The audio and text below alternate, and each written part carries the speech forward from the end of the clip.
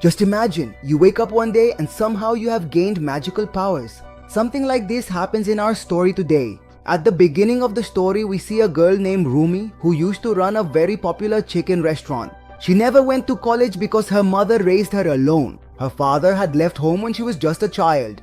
One day, Rumi and the other shopkeepers found themselves in trouble because a company named Tyson decided to take over their land to build a mall. None of these small shopkeepers were even given any compensation. One night, hired goons broke into their place and threw Rumi out of her own home. Her mother brought a van from the back to chase them away, but the thugs dragged her out too and threw her to the ground.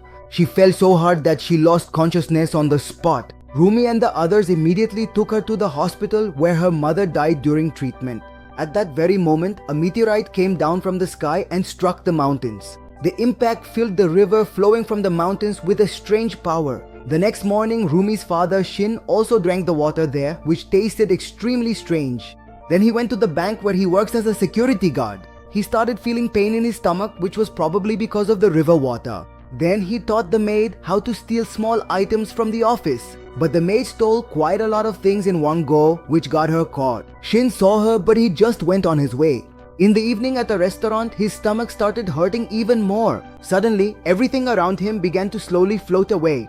All the tables and chairs fell backward on their own. Now his pain stopped, but the shopkeeper threw him out, pushing him for causing damage. After a while, Shin returned to his small home and lay down, putting a cigarette in his mouth. As soon as he reached out to get the lighter, it floated over to his hand by itself. Seeing this, he was a bit surprised, but just then, he got a call from his daughter. She told him that her mother had passed away. Shin put on an old suit and went to the funeral, where he couldn't even recognize his own daughter. Because ever since he left Rumi during her childhood, he hadn't seen her until now. Suddenly, President Min arrived there, who is the leader of the company's thugs. The moment Rumi saw him, she was furious, but Min started saying that her mother died because of her own mistake. The company has nothing to do with it.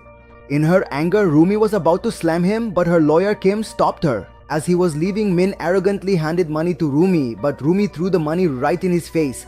After this, Shin went to Rumi's restaurant and seeing its ruined state, he too felt sad.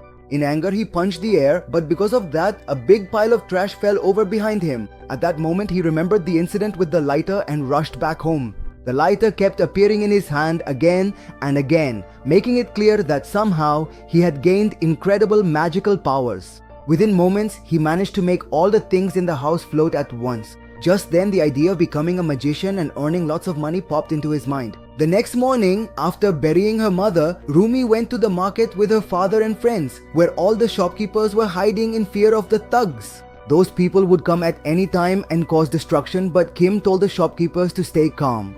They were in talks with the police, but the shopkeepers believed that the gangsters' company would even buy off the law. People said that they would have to fight back just like the goons do, but Kim knew that this would only make them look worse in the eyes of the law. Shin told everyone that there was no point in fighting anymore and that they should all start looking for new jobs. This made everyone angry and Rumi even threw him out. In the evening, Shin went to a circus to look for work and because of his abilities, he got a job immediately. The next day, Rumi found out that her mother's report listed the cause of death as injury and she had no evidence against the company.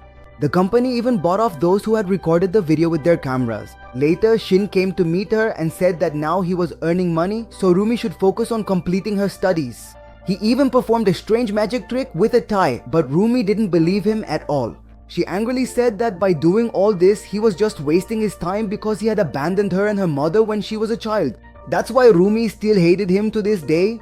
Shin explained that he had left them because of his debts, so that they wouldn't have to suffer. But Rumi didn't listen to a word he said. She said that there was no need for him to act like a father after all these years and she walked away from there. Just then, Shin noticed the company's thugs who were about to attack the shops.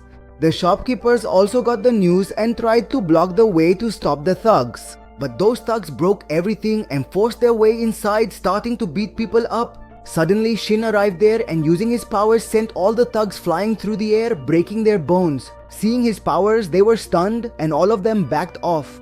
One thug stepped forward but Shin twisted his arm from a distance and left him hanging in the air. Just then, the police arrived and took all the shopkeepers and thugs to the police station. Both groups started blaming each other. The officer finally decided to watch the recording. In the video, Shin was thrashing everyone, but the police officer couldn't believe his own eyes. What was the poor guy supposed to write in the report? He beat everyone up by tossing them in the air. Frustrated, he sent everyone back home. All the shopkeepers pretended to be upset as they walked out.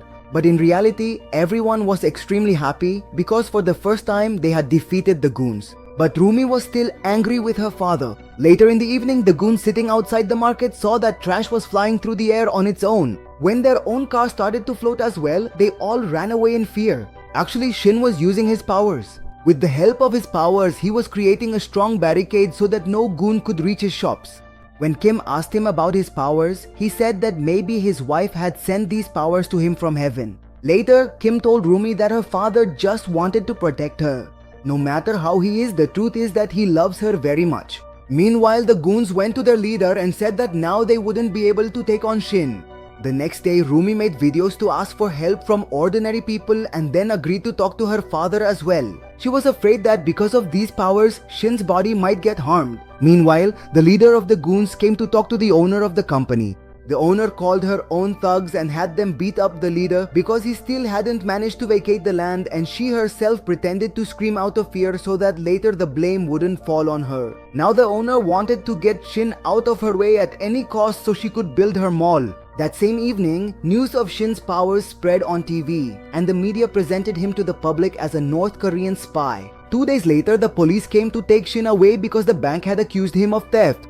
Shin went along with them, but the officers, without taking any action, detained him and put him in jail. Meanwhile, Kim found out that someone from the company had taken the blame for Rumi's mother's murder in exchange for money. This allowed the company to get out of all legal troubles. All of this was the owner's plan. She formed a new company with the goons and started preparing to seize the land legally. She had also joined hands with the police, and with Shin thrown in jail, her path was now completely clear. All the goons arrived with their leader to take possession. Kim gave all this information to Rumi and told her to run away from there, but Rumi wanted to fight till her last breath.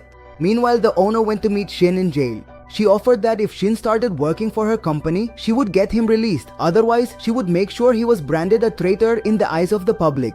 Meanwhile, the police also started breaking the barricades on the company's orders, but Rumi and the other shopkeepers held them back by setting off small bombs. But then the police started digging with a JCB.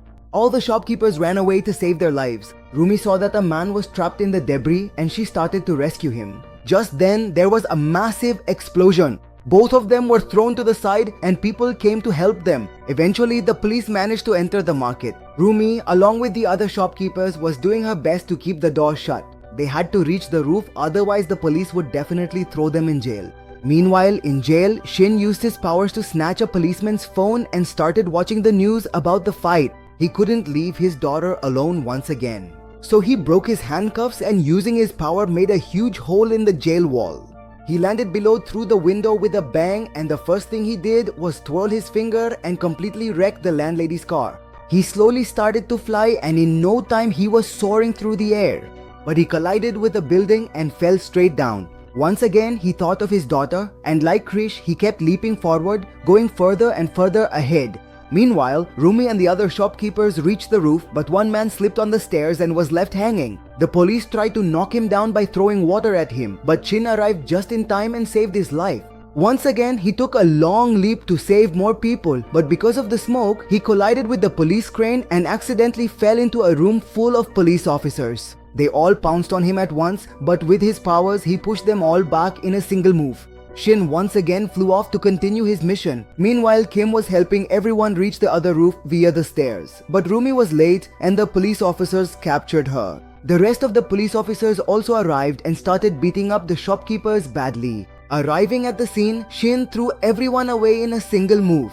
Even thousands of police officers together couldn't match his strength. After dealing with them, Shin used his power to help all the shopkeepers cross the rooftops together. Now he set out to find his daughter, but she was locked inside a crane's cabin, which was about to fall down. A police officer was about to fall from its door when Rumi helped him. Just then, Shin arrived and using his strength, safely brought the entire cabin onto the roof. In the same commotion, Rumi fell down, but before she could hit the ground, Shin saved her. After apologizing to his daughter one last time, Shin surrendered himself to the police. After a full 4 years, he was released from prison and saw that there was nothing left of the old shop. The company had suffered heavy losses, so no mall was ever built. Then he went to the new restaurant which Rumi had named Superpower Chicken. So if you had superpowers, would you use them for your own benefit or for the good of others? Be honest and tell the truth in the comments, okay?